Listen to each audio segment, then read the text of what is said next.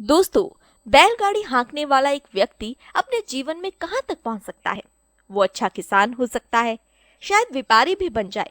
पर क्या कोई उम्मीद कर सकता है कि बैलगाड़ी हाँकने वाला साधारण सा लड़का एक दिन देश की सबसे सस्ती एयरलाइंस का मालिक भी बनेगा? असल में हम बैलगाड़ी के बहाने कैप्टन गोपीनाथन को याद कर रहे हैं, जिनके ऊपर साउथ की मूवी सुरा राय पोतरू बनी है। ये वो शख्स है जिन्होंने देश के आम से आम आदमी के लिए हवाई सफर को सस्ता बनाया। लेकिन उनकी सफलता का सफर इतना आसान भी नहीं था दोस्तों। गोरूर रामास्वामी अयंगर उर्फ गोपीनाथ का जन्म साल 1951 में कर्नाटक के गोरूर के एक छोटे से गांव में हुआ था। परिवार में 8 भाई बहन थे। ऐसे में हर बच्चे की परवरिश पर बराबर ध्यान देना और जरूरतों का पूरा हो जाना मुश्किल ही था। उनके पिता एक किसान, स्कूल शिक्षक और कन्नड़ उपन्यासकार थे। इसीलिए गोपीनाथ की शुरुआती पढ़ाई घर पर ही हुई। इसके बाद 5वीं क्लास में पहली बार गोपीनाथ एक कन्नड़ स्कूल पहुंचे। पढ़ाई के साथ साथ वे अपने पिता के काम में उनकी मदद भी करते थे। गोपीनाथ ने पिता को आर्थिक मदद देने के लिए बचपन में बैलगाड़ी भी चलाई। उन्होंने साल 1962 में बीजापुर स्थित सैनिक स्कूल में दाखिला लिया। इसके बाद राष्ट्रीय रक्षा अकेडमी परीक्षा पास की और फिर सेना में भर्ती हुए। इसके बाद भारतीय सेना में 8 वर्षों तक अपनी सेवाएं दी और उन्होंने 1971 के बांग्लादेश मुक्ति युद्ध में भी हिस्सा लिया और केवल 28 साल की उम्र में ही सेना से रिटायर हो गए। दोस्तों, इसके बाद शुरू हुआ उनका असली संघर्ष। नौकरी छोड़ चुके थे, पर परिवार चलाने की आर्थिक जिम्मेदारी तो थी ही, साथ ही सपने भी थे जो उन्हें कभी अकेला नहीं छोड़ते थे। गोपीनाथ ने डेयरी फार्मिंग, रेशम उत्पादन, poultry farming, hotel, Enfield bike deal, stock broker जैसी कई फील्ड में हाथ आजमाया, पर कहीं भी खास सफलता नहीं मिली। फिर वे साल 2000 में परिवार के साथ अमेरिका के फिनिक्स में हॉलिडे में थे। इसी दौरान बालकनी में बैठी चाय पी रहे थे और उनके सिर के ऊपर से हवाई जहाज गुजरा। कुछ ही देर में एक और हवाई जहाज और फिर घंटे भर में 4-5 हवाई जहाज गुजरे। ये उनके लिए आश्चर्य से भरा हुआ था, क्योंकि उन दिनों भारत में हवाई सेवाएं इतनी अच्छी नहीं थी। फिनिक्स में उन्होंने एक स्थानीय एयरपोर्ट के बारे में भी पता किया, जो कि अमेरिका के टॉप एयरपोर्ट में शामिल भी नहीं था। फिर भी वहां से 1000 उड़ानें चलती थी और ये हर दिन करीब 1 लाख यात्रियों को सेवाएं देता था।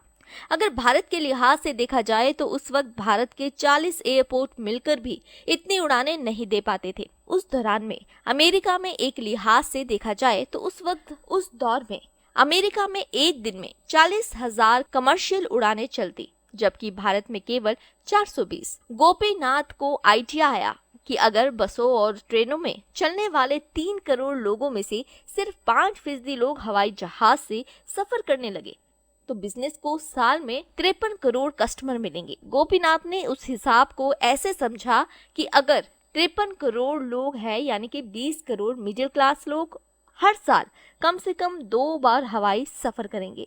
बस इसी ख्याल ने उन्हें एविएशन फील्ड में उतार दिया। दोस्तों, जो सबसे मुश्किल काम था वो था पैसों का इंतजाम करना। गोपीनाथ की पत्नी ने उन्हें अपनी सारी सेविंग्स दे दी।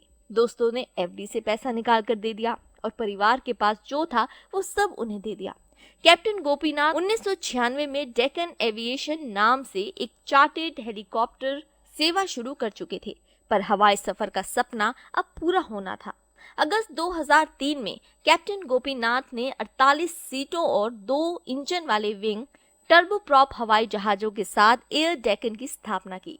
पहली उड़ान दक्षिण भारतीय शहर हुबली से बेंगलुरु रही थी। जब कंपनी शुरू हुई थी उस वक्त केवल 2000 लोग कंपनी के विमानों में हवाई सफर कर रहे थे, लेकिन 4 साल के भीतर ही हर रोज 25,000 लोग सस्ती कीमतों पर हवाई सफर करने लगे। साल 2007 में देश के 67 हवाई अड्डों से एक दिन में इस कंपनी की 380 उड़ानें चलाई जा रही थी और कंपनी के पास टोटल 45 प्लेन थे। उन्होंने सीमित सुविधाएं देते हुए अपने ग्राहकों को अन्य एयरलाइन की तुलना में आधे दर पर टिकट की पेशकश की। इसमें एक यूनिफॉर्म, इकोनॉमी, कैबिन क्लास और यात्रा के दौरान खाने पीने का भुगतान तक शामिल था। लोगों से कम किराया लिया, पर विज्ञापन के जरिए कंपनी ने अच्छा मुनाफा भी कमाया। उन्होंने अपने यात्रियों को 24 घंटे कॉल सेंटर की सेवाएं भी उपलब्ध करवाई ताकि वे कभी भी टिकट बुक कर सकते हैं। ये सब भारत में पहली बार हुआ था। कंपनी का डूबना। दोस्तों, सब कुछ सही चल रहा था, मैदान खाली था और गोपीनाथ के विमान हवा से बातें कर रहे थे। लेकिन साल 2007 के अंत तक कई और कंपनियां भी एविएशन फील्ड में उतर आई। ये बात कहने में कोई हर्ज नहीं है कि उन्होंने भी शुरुआत में गोपीनाथ के फॉर्मूले को अपनाया और हवाई यात्राओं को आम नागरिकों की पॉकेट के हिसाब से सेट किया।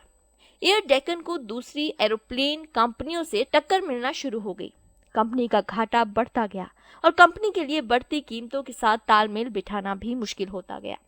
सब कुछ खत्म होता उसके पहले ही गोपीनाथ ने एयर डेक्कन को विजय माल्या को बेच दिया और माल्या ने एयर डेक्कन का नाम बदलकर किंगफिशर रेड रख दिया। ये बात और है कि माल्या गोपीनाथ के सपने को संजो नहीं पाए और साल 2013 में कंपनी बंद हो गई। साल 2017 में उन्होंने अपनी दूसरी किताब you miss not this flight essays on emerging India लिखी। दोस्तों, अगर आपको ये लाइफ चेंजिंग वीडियो अच्छी लगी तो चैनल को सब्सक्राइब करके सपोर्ट कीजिए और हमारे साथ बने रहिए।